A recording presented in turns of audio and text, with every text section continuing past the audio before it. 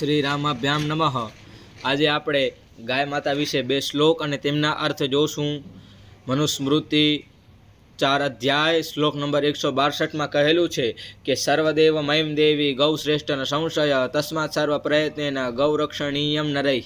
અર્થાત કે ગાય માતામાં સમસ્ત દેવી દેવતાઓનો વાસ છે, આમાં કોઈ સંશય નથી। મનુ મહારાજ કહે છે એટલા માટે મનુષ્ય હરસંભવ પ્રયાસ કરીને ગાય માતાની રક્ષા કરવી જોઈએ।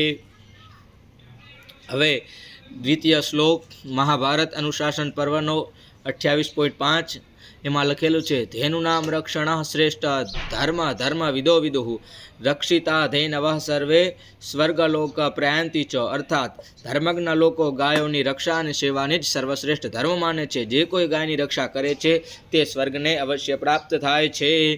અસ્તુ। જય ગિરનારી, જય પથમેળા ધામ।